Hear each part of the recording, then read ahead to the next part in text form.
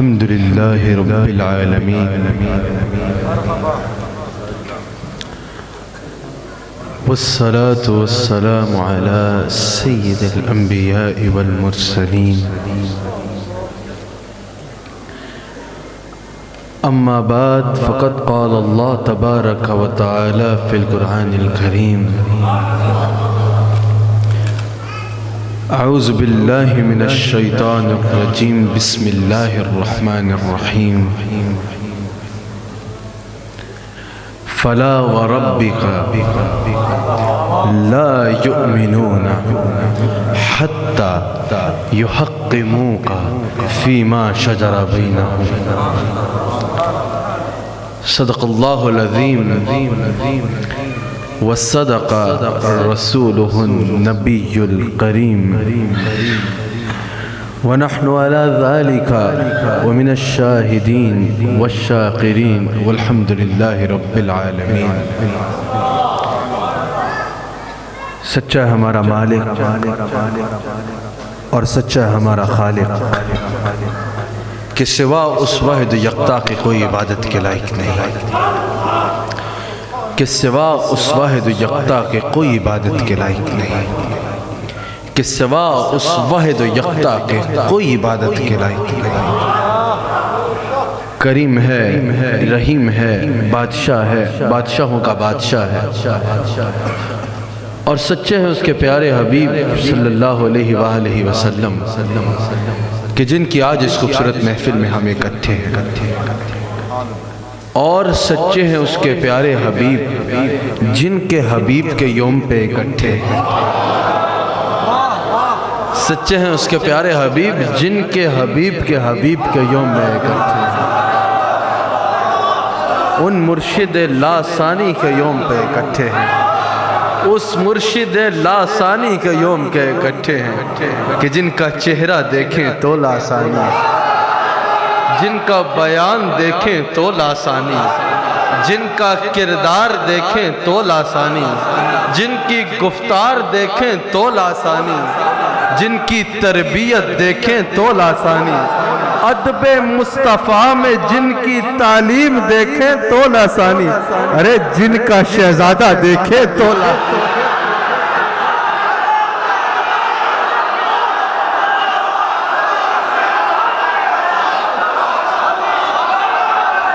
وہ مرشد لاثانی، وہ مرشد لاثانی کہ ادب رسالت باپ، ادب رسالت باپ صلی اللہ علیہ وآلہ وسلم میں جو تعلیم ہمارے شیخ نے دی یقیناً وہ لاثانی ہے، یقیناً وہ لاثانی ہے۔ ابھی چشتی صاحب فرما رہے تھے نا، مجھ سے پہلے یہ گفتگو کر رہے تھے کہ سنتے رہے ہم شروع سے کہ اللہ کے نبی زندہ ہیں اور ان کو رزق دیا جاتا ہے، ہاں دیا جاتا ہے، لیکن ویسے نہیں دیا جاتا جیسے شہید کو دیا جاتا ہے، دیا جاتا ہے کہ تم لو کس طرح دیا جاتا ہے۔ اللہ موتی وعلا قاسم، میرے نبی کو رزق دیتا ہے اللہ، لیکن کیوں دیتا ہے کہ میری مخلوق میں تقسیم کرے۔ دیا جاتا ہے، دیا جاتا ہے، دیا جاتا ہے، لیکن اس لیے دیا جاتا ہے۔ اکابرین نے جو فرمایا دیا جاتا ہے، حق فرمایا کہ دیا جاتا ہے، لیکن وہ دیتا ہے کہ اللہ موتی وعلا قاسم، رب ہے موتی یہ ہے قاسم، رزق اس کا ہے کھلاتے یہ۔ وہ شیخ لاثانی جنہوں نے ہمیں یہ تعلیم دی، جنہوں نے ہمیں یہ تعلیم دی کہ ہم ہر دلیل کو مانتے ہیں تو رسول اللہ کی وجہ سے مانتے ہیں۔ رسول اللہ کو ماننے کے لیے، رسول اللہ پر ایمان رکھنے کے لیے، رسول اللہ کو کتنا ماننا ہے، کتنی محبت کرنی ہے، کیسے جان لٹانی ہے، اس کے لیے ہمیں کسی دلیل کی احتیاج نہیں ہے۔ ہم اگر کسی بھی دلیل کو مانتے مانتے ہیں تو رسول اللہ کی وجہ سے مانتے ہیں، ہم دلائل کی وجہ سے۔ حضرت کیا کہا تھا اس غلام نے جب وہ دھرموں کی بات ہوئی تھی، گواہی دے دی، سرکار نے فرمایا تو تو یہاں موجود نہیں تھا، تو نے کیسے گواہی دے دی؟ تو تو یہاں موجود ہی نہیں تھا، تو نے میری بات کی کیسی گواہی دے دی؟ کیسے گواہی دے دی؟ عرض کی یا رسول اللہ 400-800 درہم تو جیبوں میں لے کے پھرتے، آپ کے کہنے پہ تو اس کی گواہی دے دی جس کو دیکھا بھی نہیں۔ وہ شیخ لاسانی جنہوں نے سرکار پہ اعتماد رکھنے میں کیا خوبصورت تعلیم دی۔ ہر دلیل کا دار و مدار قرآن کے ساتھ ہے۔ آج اگر ہم ذکر مصطفیٰ کریں تو ایک طبقہ ایسا بھی ہے روکتا ہے کہ بھئی رسول اللہ کو ثابت کرو قرآن سے۔ ارے ہمارے شیخ نے ان سے سوال کیا کہ کہنے والوں کہ رسول اللہ کو قرآن سے ثابت کرو، ذرا رسول اللہ کی زبان کی دلیل نکالو اور قرآن کو ثابت کرو۔ ہر دلیل کا دار و مدار قرآن کے ساتھ ہے۔ اگر قرآن کی دلیل ہے تو فقط زبان مصطفیٰ ہے۔ یعنی جنہوں نے ہمیں سرکار پر اعتماد کا درس دیا، جنہوں نے ہمیں سرکار پر اپنی جان نثار کرنے کا درس دیا، جو یہ درس دیتا ہو وہ صرف لاسانی نہیں ہوتا بلکہ رہتی دنیا تک اس کی تعلیمات اور اس کی شخصیت لافانی ہو جاتی۔ وہ حبیب علیہ السلام جن کی آج ہم محفل میں ہم اکٹھے ہیں، جن کی شانوں کو بیان فرماتے ہوئے آپ کا رب فرماتا ہے فلا وربک، اے میرے حبیب مجھے آپ کا رب ہونے کی قسم ہے، مجھے آپ کا رب ہونے کی قسم ہے۔ اب رب تو وہ کائنات کا ہے، زمین کا بھی رب ہے، آسمان کا بھی رب ہے، مکان کا بھی رب ہے، لا مکان کا بھی رب ہے، عالمین کا رب ہے۔ وہ یہ بھی کہہ سکتا تھا ہمیں ساری خلقت کا خالق ہونے کی قسم ہے، ہمیں عالمین کا رب ہونے کی قسم ہے، لیکن یہ سب اس کے آگے کیا حیثیت رکھتی ہیں؟ کل کہہ کے ان جیسے جتنے چاہے اور بنا لے، پر رخ مصطفیٰ ہے وہ آئینہ، نہیں ایسا دوسرا آئینہ، نہ کسی کے چشم و خیال میں، نہ دکان آئینہ ساز میں، یہ چیزیں اس کے آگے کوئی حیثیت نہیں رکھتی۔ اگر وہ خالق بھی کسی سے محبت فرما کے محبت میں کسی چیز پر ناز فرماتا نظر آتا ہے تو فرماتا ہے فلا وربک، اے میرے حبیب مجھے آپ کا رب ہونے کی قسم۔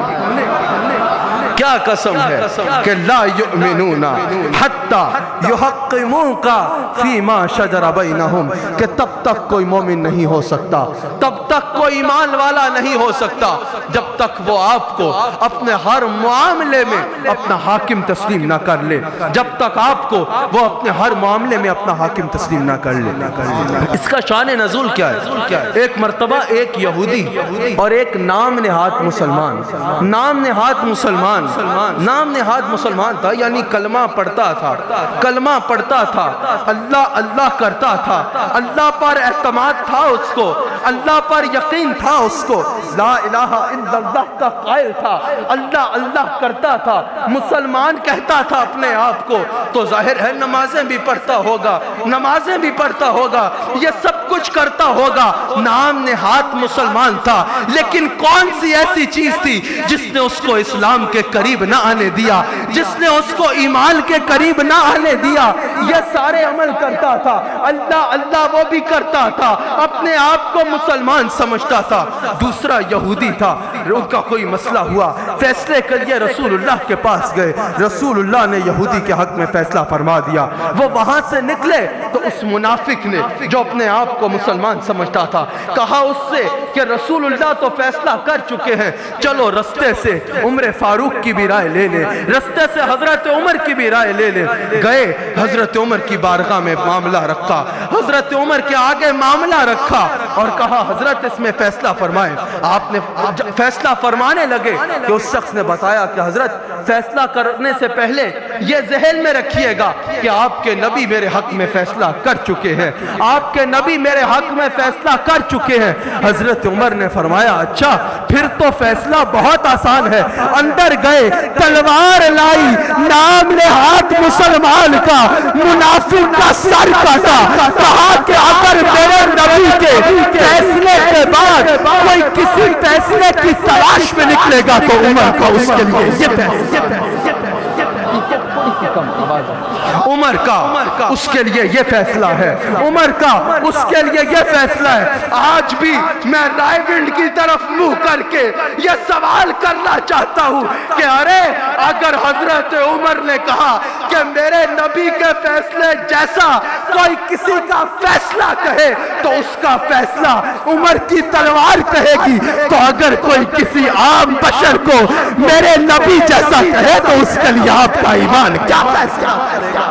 حضرت عمر نے سر کاٹا، شور ہو گیا، بات رسول اللہ تک پہنچی، یا رسول اللہ عمر نے مسلمان کو کاٹ دیا، اس سے پہلے کہ آپ کچھ ارشاد فرماتے قرآن نازل ہوتا ہے، فلا وربک، اے میرے حبیب آپ کا رب ہونے کی قسم ہے، لا یؤمنون حتی یحکموک فیما شجر بینہم، تب تک کوئی مسلمان نہیں ہو سکتا گویا کہ کتنے چلے کیوں نہ کاٹ لے، کتنے توحید کے درس کیوں نہ دے لے، کتنے مرکز کیوں نہ بنا لے، کتنی اللہ اللہ کیوں نہ کر لے، میرے حبیب وہ مومن نہیں ہوگا، وہ مومن کب ہوگا جب وہ آپ کو اپنا مالک کو مختار تسلیم کرے۔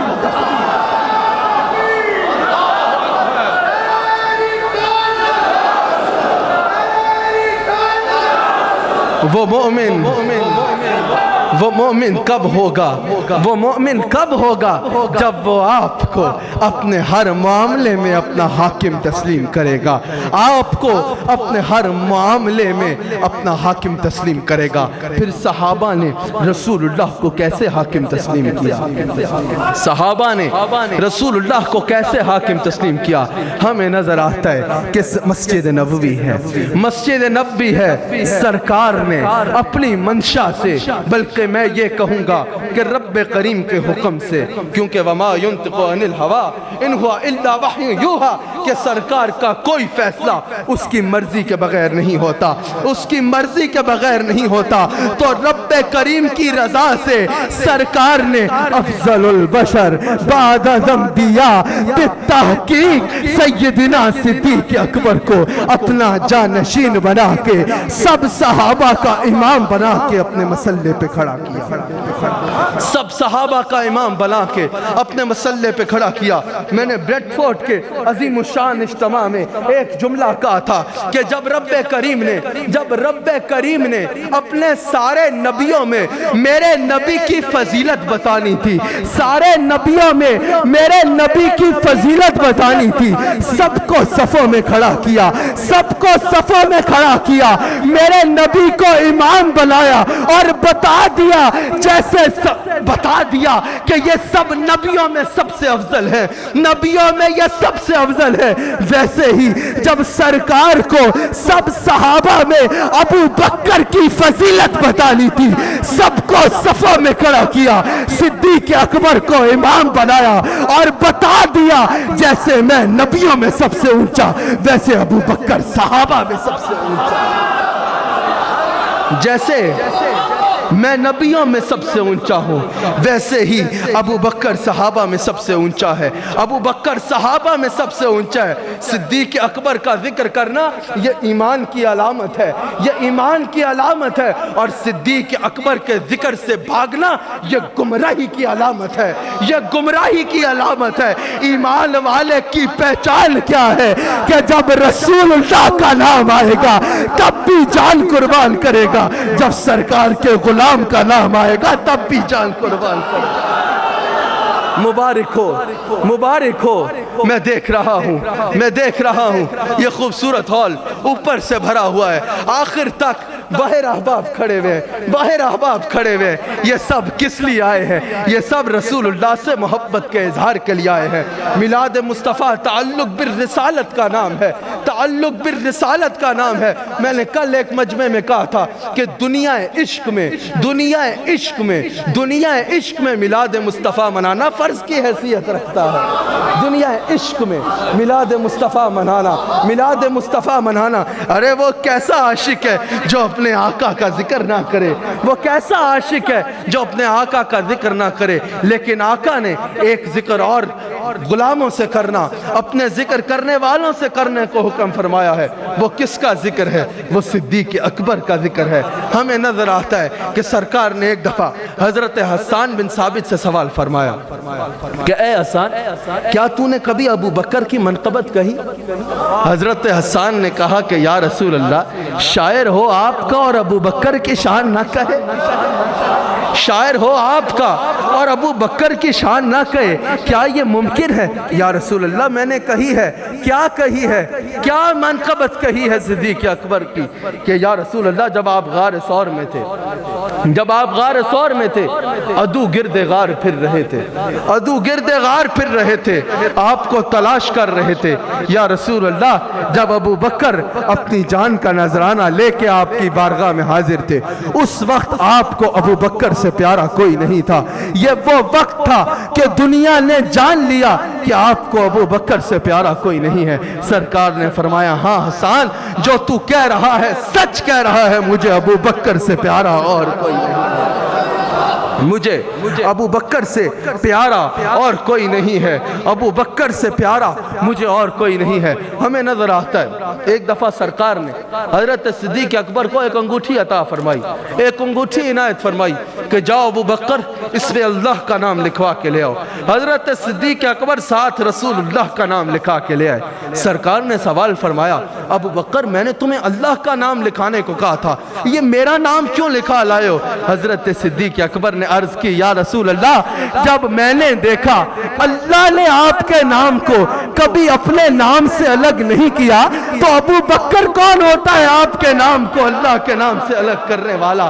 جب اللہ نے کبھی آپ کے نام کو اپنے نام سے جدا نہ کیا تو میں کون ہوتا ہوں آپ کے نام کو اس کے نام سے جدا کرنے والا؟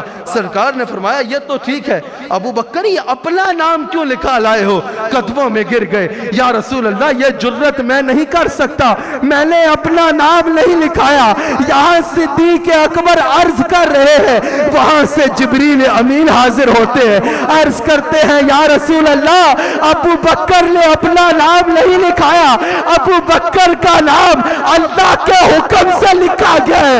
اللہ فرما رہے ابو بکر نے آپ کو اللہ سے جدا کرنا گوارا نہ کیا تو اللہ نے ابو بکر کو آپ سے جدا کرنا گوارا نہ کیا۔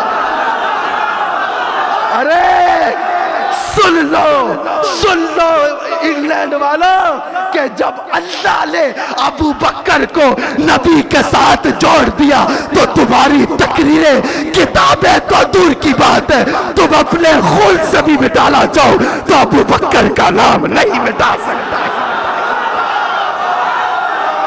افضل البشر بعد الانبیاء بالتحقیق سیدنا صدیق اکبر،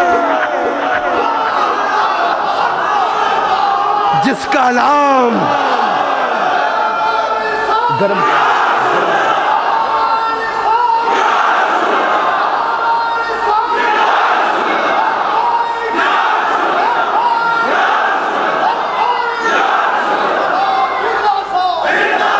تمہارے مٹانے سے نہیں مٹے گا، تمہارے مٹانے سے نہیں مٹے گا، تمہاری تقریروں سے نہیں مٹے گا، تمہاری تصنیفوں سے نہیں مٹے گا۔ کیونکہ صدیق اکبر کا نام قدمین مصطفیٰ سے رسول اللہ نے جوڑا، اللہ کریم نے جوڑا ہے، اللہ کریم نے جوڑا ہے، اللہ کریم نے جوڑا ہے۔ جب سرکار معراج سے واپس آئے تو سرکار نے فرمایا ابو بکر میں جب معراج پہ جا رہا تھا نا تو ساتوں آسمانوں پہ میں نے دیکھا کہ جہاں تیرا نام لکھا تھا وہاں میرا نام لکھا تھا، جہاں میرا نام لکھا تھا وہاں تیرا نام لکھا تھا۔ ہجرت کے موقع پر سرکار نے حضرت صدیق اکبر کا ہجرت کے لیے انتخاب فرمایا، ساتھ کے لیے انتخاب فرمایا کہ ابو بکر میرے ساتھ جائے گا، ابو بکر میرے ساتھ جائے گا۔ سرکار محل مبارک سے نکلے اور چھپ چھپا کے نہیں نکلے، چھپ چھپا کے نہیں نکلے، چھپ چھپا کے نہیں نکلے، ارے سینہ تان کے نکلے۔ غار ثور کا بھی جب میں نے بیان کیا حضرت تو میں نے یہی کہا کہ وہ نبی جب 40 کفار نے گھر کو گھیرا ہوا تھا، 40 کفار 80 آنکھیں،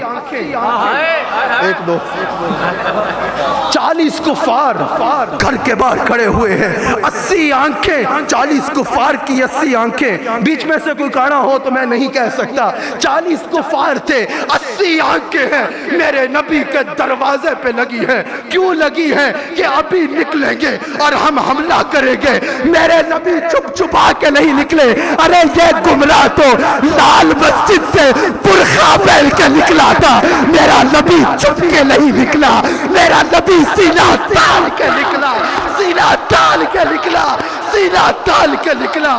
زمین سے مٹی اٹھائی، آسمان پہ پھینکی، آسمان پہ پھینکی۔ اللہ کا پیار تو دیکھو، اللہ کہتا ہے میرے حبیب یہ مٹی آپ نے نہیں پھینکی، یہ مجھے اللہ نے پھینکی۔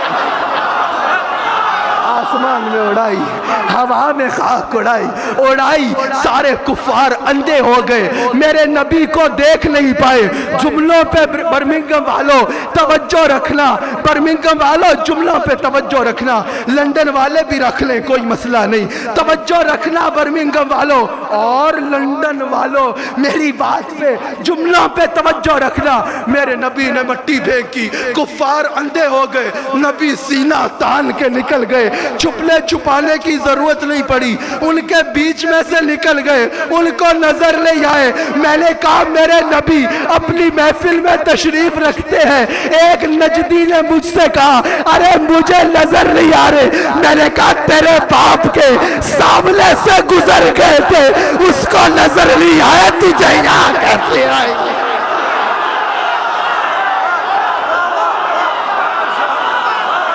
ہر ایک کا حصہ نہیں دیدار نبی کا، ابو جہل کو محبوب دکھائے نہیں جاتے۔ آنکھ والا، آنکھ والا، آنکھ والا تیرے جوبل کا تماشا دیکھے، دیدائے کون کو کیا ہے نظر کیا دیکھے۔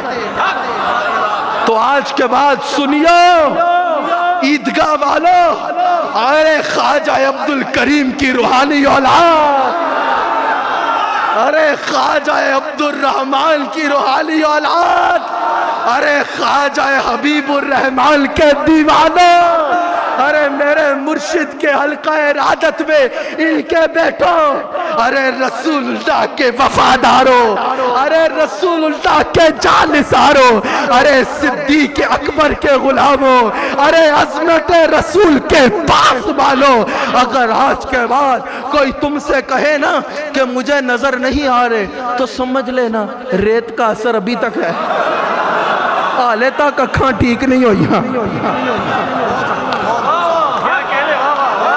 سمجھ لینا کہ آلے تک ابے اور آنو ریت پہ اسی آلے تک ٹھیک نہیں ہوئی۔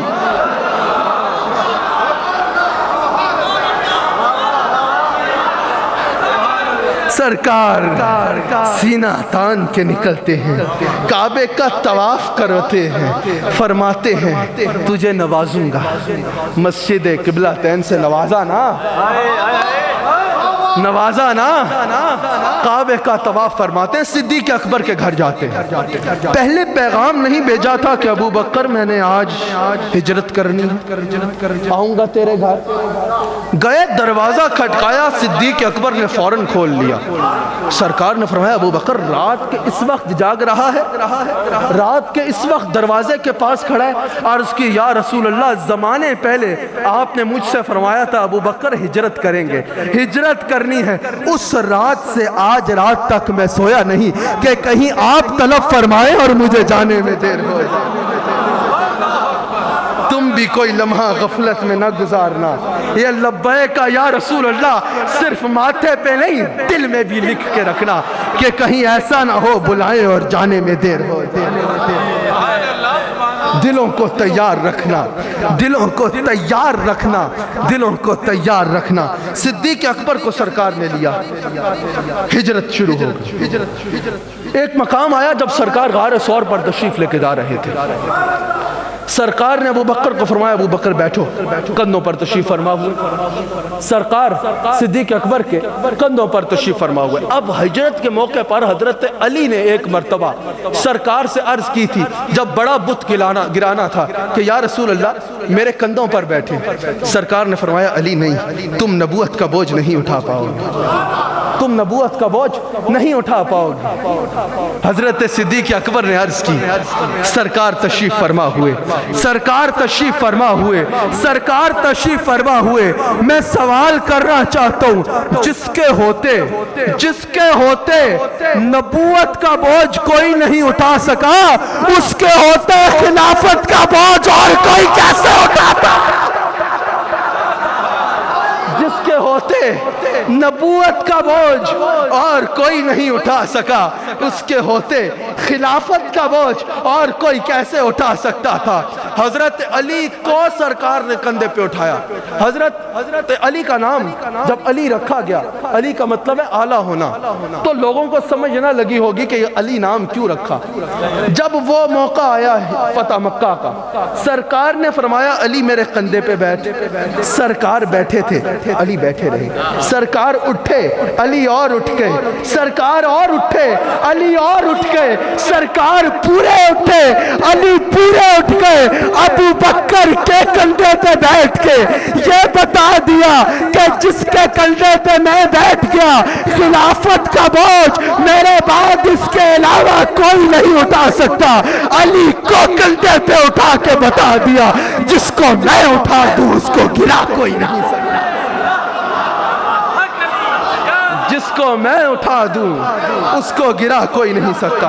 اچھا, صدیق اکبر نے سرکار کو کندھے پہ اٹھایا. صدیق اکبر نے سرکار کو کندھے پہ اٹھایا, غار تک لے گئے, غار تک لے گئے. اب اصول تو یہ تھا نا کہ اٹھائی رکھتے اور غار کے اندر لے جاتے, نہیں, غار کے باہر سرکار رک گئے. پہلے ابو بکر اندر گئے, امامہ اتارا, غار کو صاف کیا, غار کو صاف کیا, غار کو صاف کیا, غار کو نبی کے آنے کے قابل کیا. امامے سے سوراخ بند کیے, غار سے گندگی صاف کی. جب غار صاف ہو گیا, جب غار یہ موجود ہے, اس سانپ بھی وہ جو وہاں تھا وہ دیدار مصطفیٰ کے لیے تھا. غار کو برسوں سے سرکار کا انتظار تھا, لیکن سرکار پہلے نہیں گئے, ابو بکر پہلے گئے. جب غار کو صاف کر دیا تو غار کو فریاد کرنے کی ضرورت نہیں پڑی کہ یا رسول اللہ مجھ میں آ جائے. صدیق اکبر باہر آئے, کہا یا رسول اللہ غار آپ کے آلے کے قابل ہو گیا ہے, اب آپ اندر آ جائیں. آج بھی اگر نبی کو دل میں بسانا چاہتے ہو پہلے صدیق کو دل میں بساؤ, پہلے صدیق کو دل میں بلاؤ. جیسے غار صاف کیا تھا ویسے دوبارہ دل صاف کرے گے, پھر تمہیں بلانے کی ضرورت نہیں پڑے گی. صدیق خود تمہارا سینہ مصطفیٰ کے آگے پیش کرے گے, یا رسول اللہ آپ کے آلے کے قابل ہو گیا ہے, اب آ جائیے. یا رسول اللہ اب یہ سینہ آپ کے آنے کے قابل ہو گیا ہے, آ جائیے, آ جائیے, آ جائیے اور اس سینہ کو مدینہ پاک بنا دیجئے, مدینہ پاک بنا دیجئے. غار میں صدیق اکبر کو پیاس محسوس ہوئی, صدیق اکبر کو پیاس لگی. صدیق اکبر نے عرض کی یا رسول اللہ پانی چاہیے. صدیق اکبر دیکھ رہے تھے کہ سرکار نے ہاتھ میں کوئی جگ نہیں پکڑا ہوا, یہ بھی جانتے تھے کہ قریب میں کوئی ٹیوب ویل نہیں ہے جس کا پتہ چلے گا. یہ بھی نہیں پوچھا کہ یا رسول اللہ قریب میں کوئی کنواں ہے جدھر سے جا کے پانی لے آؤں, یا رسول اللہ پانی چاہیے. پیاس لگی ہے، پانی چاہیے۔ سرکار نے فرمایا ابو بکر جا غار کے اس کونے سے جا کے پانی پیا۔ صدیق اکبر پانی پی کے آئے۔ سرکار نے فرمایا ابو بکر کیسا پانی تھا؟ صدیق اکبر نے عرض کی یا رسول اللہ کستوری کی خوشبو تھی اس میں، کستوری کی خوشبو تھی اس میں، شہد سے میٹھا پانی تھا، دودھ سے سفید پانی تھا۔ سرکار نے فرمایا ابو بکر جانتا ہے یہ پانی کہاں کا تھا؟ جانتا ہے یہ پانی کہاں کا تھا؟ کہاں کا تھا یا رسول اللہ؟ ابو بکر جب تو یہاں سے اس کونے کے لیے چلا تو اس کونے پہ پانی نہیں تھا، رب کریم نے جنت کی نہروں کو حکم فرمایا کہ جاؤ میرے حبیب کے غلام کو پانی پیش کرو۔ ارے ادریس علیہ السلام کو موازنہ ہو نہیں سکتا، موازنہ کیا نہیں جا سکتا، لیکن بتا رہا ہوں کہ نبی کے غلاموں کی کیا شان ہے۔ حضرت ادریس علیہ السلام کو جنت دیکھنی ہو تو انہیں یہاں سے وہاں جانا پڑتا ہے، ابو بکر کو پانی پینا ہو تو جنت کو وہاں سے یہاں آنا پڑتا ہے۔ جنت کو وہاں سے یہاں آنا پڑتا ہے، جنت کو وہاں سے یہاں آنا پڑتا ہے۔ حضرت صدیق اکبر نے عرض کی یا رسول اللہ کیا میرا رب کے نزدیک اتنا مقام ہے؟ سرکار نے فرمایا ابو بکر صرف اتنا نہیں، قیامت کے دن اگر کوئی اللہ کے آگے 70 نبیوں کے برابر بھی عمل لے کے جائے گا لیکن اس کے دل میں تیرا بغض ہوگا تو وہ جہنمی ہے، وہ جنتی نہیں ہے، وہ جہنمی ہے، وہ جنتی نہیں ہے۔ آخری بات کر کے اپنے اس موضوع پہ ایک دو باتیں کر کے گفتگو کو سمیٹ لوں گا۔ ایک دفعہ حضرت مائی صاحبہ، حضرت ام المؤمنین حضرت عائشہ صدیقہ، حضرت ام المؤمنین عائشہ صدیقہ، ارے جن کی محبت ہمارے رگوں میں شامل ہے، جن کی محبت ہماری رگوں میں شامل ہے، صرف سیاست کھیلنے کے لیے ہم ان کا ذکر نہیں کرتے بلکہ گھٹی میں ان کا ادب اور ان کی محبت ملی ہے۔ ان کے بابا کے نسل در نسل مرید ہے، الحمدللہ الحمدللہ ان کے بابا کے مرید ہیں، ان کے بابا کا پٹا گلے میں ہے۔ یہ سیاسی بیان دینے والوں کو، یہ سیاست کھیلنے والوں کو انٹرنیٹ سے باہر آؤ، ذرا انٹرنیٹ کی دنیا سے باہر نکلو، تمہاری ان دو چار چیزیں لکھنے سے کچھ ہو نہیں جاتا۔ نسل در نسل صدیق اکبر کے ٹکڑے کھانے والے ہیں، ٹکڑے کھانے والے ہیں۔ ارے 4 بلدوں کو صدیق اکبر سے جوڑا نہیں تم نے اور شور شرابہ کرتے ہو۔ یہ دیکھو یہ برمنگھم ہے، وہ UK ہے، پاکستان میں سروں کا سمندر دیکھو۔ میرے شیخ نے اس سروں کے سمندر کو صدیق اکبر کے قدموں سے جوڑا ہے، صدیق اکبر کے قدموں سے جوڑا ہے۔ تقریر تیار کرنے کو وقت نہیں تو ایسی باتیں شروع کر دو، اس کے بارے میں اس کے بارے میں۔ اوقات سب کو ذہن میں رکھنی چاہیے، اوقات سب کو ذہن میں رکھنی چاہیے، اوقات سب کو ذہن میں رکھنی چاہیے۔ وہ حضرت عائشہ صدیقہ سرکار سے عرض کرتی ہیں کہ یا رسول اللہ آپ کا کوئی ایسا غلام ہے جس کے اعمال ان تاروں سے بڑھ کر ہوں؟ ابھی اتنا بہت ہے، ضرورت پڑی تو اس موضوع کو آگے چڑھائیں گے، ہو سکتا ہے اتنا بہت ہو۔ یا رسول اللہ آپ کا کوئی ایسا غلام ہے؟ مفتی لیاقت صاحب مجھے دیکھ کے تبسم فرما رہے ہیں، اور جب مجھے دیکھتے ہیں تبسم فرماتے ہیں، میں جب انہیں دیکھتا ہوں تبسم کرتا ہوں، کیونکہ ان کے دل میں بھی وہی عشق مصطفیٰ ہے اور میرے دل میں بھی وہی عشق مصطفیٰ ہے۔ مفتی لیاقت صاحب ماشاءاللہ بہت مستند عالم دین ہے، رسول اللہ کی محبت میں ڈوبے ہوئے عالم دین ہے، اور خالصتاً سرکار کے دین کی خدمت اور سرکار کے دین کی خدمت کرنے والوں سے محبت کرنے والے عالم ہیں، یہ وہ سیاست دان والے نہیں ہیں۔ الحمدللہ اسٹیج پہ کوئی ایسا نہیں ہے، الحمدللہ الحمدللہ الحمدللہ الحمدللہ۔ حضرت عائشہ نے سرکار سے پوچھا کہ حضور آپ کا کوئی ایسا غلام ہے، آپ کا کوئی ایسا غلام ہے جس کے اعمال ان ستاروں سے بڑھ کر ہوں، ان ستاروں سے بڑھ کر جس کے اعمال ہوں؟ سرکار نے فرمایا ہاں میرا غلام عمر۔ دل میں خیال آیا کہ آج یہ میرے والد کا نام لیتے۔ سرکار نے فرمایا ابو عائشہ تو ابو بکر کا سوچ رہی ہے؟ ارے عمر کا یہ سارے اعمال ایک طرف، تو نے تاروں کا پوچھا تھا۔ ارے ابو بکر کے اعمال اعمال تاروں سے تولنا گویا کہ کوئی انصاف نہیں ہے، کوئی انصاف نہیں ہے۔ ارے عمر کے یہ سارے اعمال ایک طرف رکھو، ابو بکر کی ان 3 راتوں میں سے ایک رات ایک طرف رکھو جو اس نے میرے ساتھ غار میں گزاری، 3 کا مقابلہ نہیں کر سکتے۔ حضرت عمر کے اعمال میں کیا تھا؟ نمازیں تھیں، روزے تھے، حج تھے، عمل خیر تھے، عمل خیر تھے، ہر عمل موجود تھا۔ ابو بکر نے ایک رات میں ایسی کون سی نماز پڑھی تھی؟ ابو بکر نے ایک رات میں کون سا ایسا عمل کیا تھا کہ عمر کے سارے اعمال پہ بھاری آ گیا، عمر کے سارے اعمال پہ بھاری ہو گیا؟ چلو بارگاہ صدیق اکبر میں پوچھو حضور ایک رات میں ایسا کیا عمل کر لیا؟